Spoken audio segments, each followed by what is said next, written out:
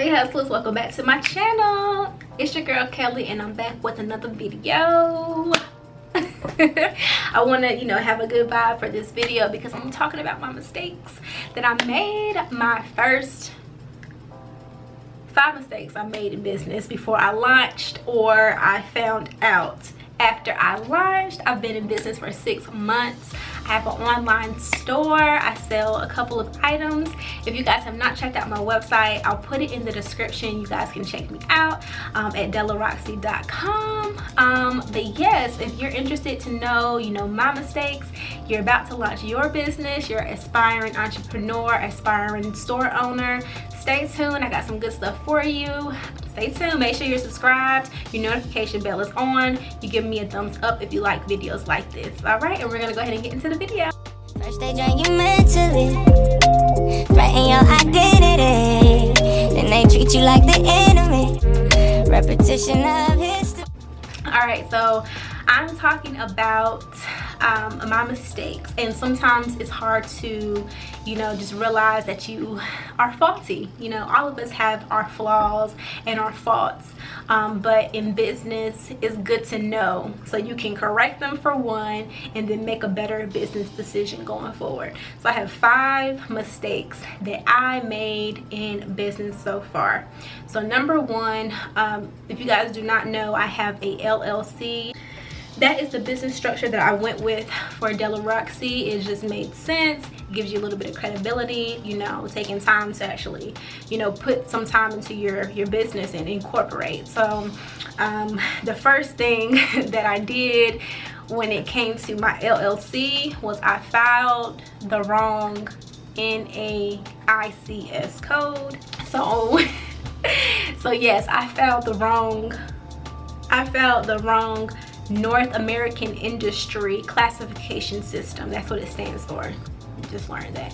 I didn't know that, but it's basically the classification of your business in a nutshell. So if you guys are looking to start an LLC along with your online store, feel free to do your research and determine what you want to file your business under. You can be a sole proprietor, you can be an LLC, and then there's one more. I think you can just have your seller's permit or something like that. But you guys know your classification. It happens to be that you can change your NAIC code or NAICS code very quickly. Well, not quickly, but it's an easy process if you mess it up. So thankful for that. So just know what classification. I was just like, okay, I'm ready. I'm going to get this done. Yeah, and I'm not a wholesaler. I'm a retailer. Second mistake that I made was rushing through. So first off, so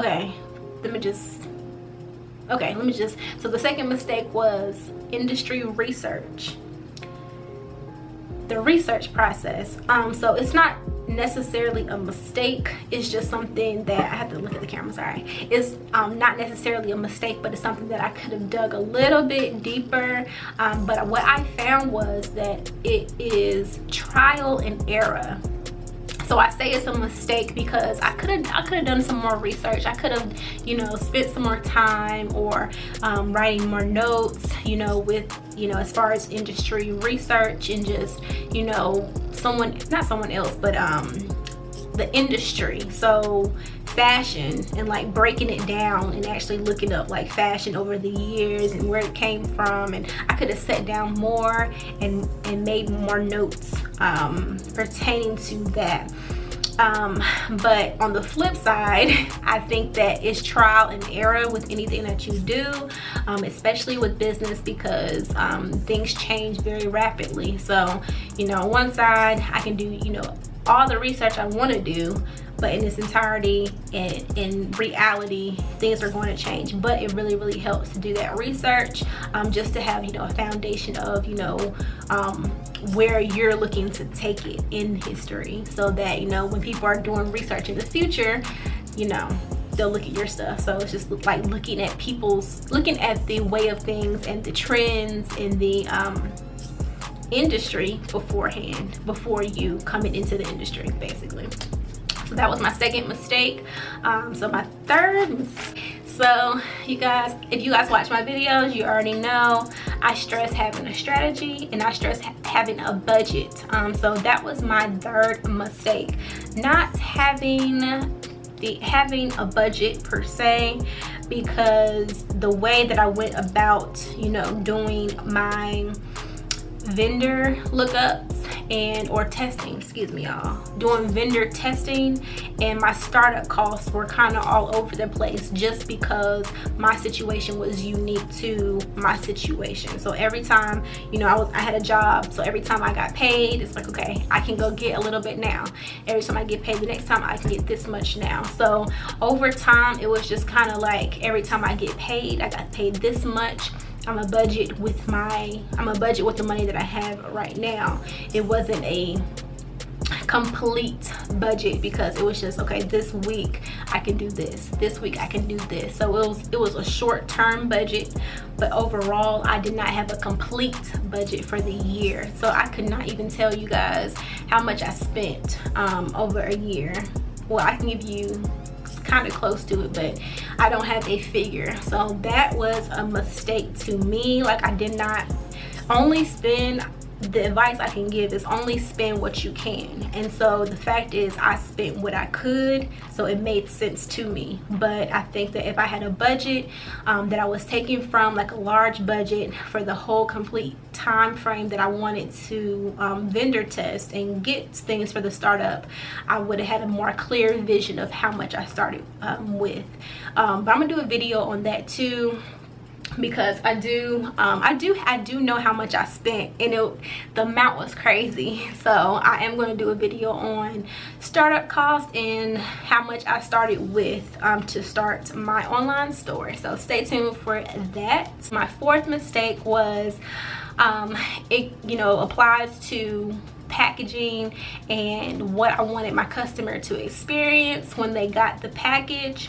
So my mistake was overestimating purchases. I think what I did was I just wanted to be prepared, and then I just wanted to be prepared. But you know, in reality, you cannot be, I can't stress that enough. You're just not going to be prepared, guys. Like, comment down below if you think that you can be 100% prepared for a business that you never started before. You have no experience in running a business as an owner. Comment down below if you think you can be 100% prepared like I wanted to be. Flyers that I started with and I'm still with because I bought so many. And it's a cute flyer, don't get me wrong. The back says there will be haters, doubters, non-believers, and then there will be you proving them wrong. There's a little cute flower, generic flower, and then I have you can't, like, y'all, you can't even see the Twitter thing. Twitter, and then I have my website. Self-expression is self-elevation, be you, which is quote-unquote my mission. And then, you know, my logo, the needles, and thank you, because ultimately I wanted to say thank you guys for shopping with me. Blase. Follow us on social media. But one, if y'all look at it, and I'm still, you know, you still will receive these babies right here with a personalized note as well, my business card, and I think that's it right now. You'll still receive these, and they're super cute. Red is a color that gets people's attention. If you didn't know, I did a little research on that. That's a good color to include on flyers and stuff. So it's, you know, overall it's cute and it's good for what I need it for. And you know, maybe the first 3 months, 4 months, but knowing myself, I change things so quickly, and like I told you guys, things are going to change so quickly. So by the time, you know, it got to month 4, I'm like, I want to change the mission. So the mission is now not even self-expression, it's self-elevation, be you. It's kind of that. It's express, elevate, be you. So I took away the self out of it because I didn't like that anymore. But I have, like, I'm not even gonna pull it out, guys. I have like thousands of these. So it's gonna come to a point where it's just like, okay, I'm just gonna have to take the L, you know. But I still like them, you know. I really like that my logo is cool on the top right there, and it's red. It says thank you. It gets my point across perfectly. And you know, the handle is like not a good color for the Twitter thing and everything, but it is what it is. You know, we're not going to be perfect, guys. I'm not perfect, and it does what I needed to do. But I would definitely say that was an L. I took an L with these. I took an L with ordering so much of these. This flyer, and I wanted to show you guys and give my friend a shout out. Her name is Sade. Her business name is her business name, I think it's Jolie Butte, but it's Jolee and then BEAUT''E. And she sent me, I bought some things from her website, and this is her thank you card. I think it's absolutely like super cool. Like the look is cool, it's straight to the point. Thank you for your order. It's like straight to the point. It's black and white, easy to read, and you can add your own notes. I cut it up for some reason. I can't remember where I cut it, but I wanted to show you guys this because this is like an ideal flyer. It's not too much on there. It says your order made our day. We hope we make yours. If you have any questions about your order, contact us anytime. We love to hear from you. So it's straight to the point. It's cool. I mean, mine is cool too, don't get me wrong. Like I love, you know, the marble. I took my time with this, and you know, I wanted to add other I had some models work with me when I first launched. So it's nothing wrong with this type of flyer and having a lot of going on. A quote, it's not too much, so it's not all complete mistake. I just think, you know, starting off, you don't need that much. So this is why I wanted to show you guys, because it's super I put it to the side so you can see it, but it's super simple, straight to the point. Thank you. To my next mistake, taking too much time, guys. Taking too much time to start. And like I was stressing in the beginning, you know, I had to take it in baby steps with, you know, buying, you know, inventory. But I can tell you this, I would say I started with too much. I just wanted too much when I started. And I'm telling you, just start. You'll start to see your audience. You'll start to know what they want, and then you can make purchases. So my last mistake was just having the idea that I need to have everything. And if you're like me, you're a perfectionist. You know, I wanted to have the inventory. I wanted to have the inventory on hand. Like I wanted to have it. So I wanted to just have it and then release it slowly. And I mean, that can be your strategy. That kind of was my strategy at first, but I realized, like, what if my customers don't even like this? You know, granted, I did crowdsource and I did get opinions of things, but some earrings I, you know, based off my opinion. So how do I even know my audience likes this and my customers want this? So I definitely think that you should, you know, go ahead and start. If anything, you know, have your plan and have your strategy going in, but don't take so long to start, because it's definitely harder to run after you start it.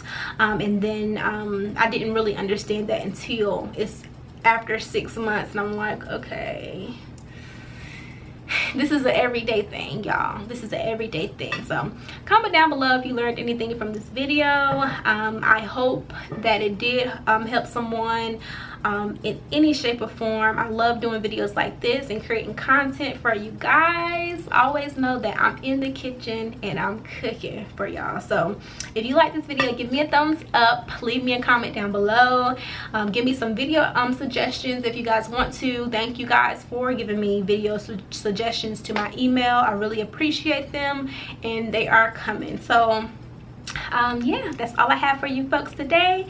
Keep hustling, keep your faith strong. See you in my next video.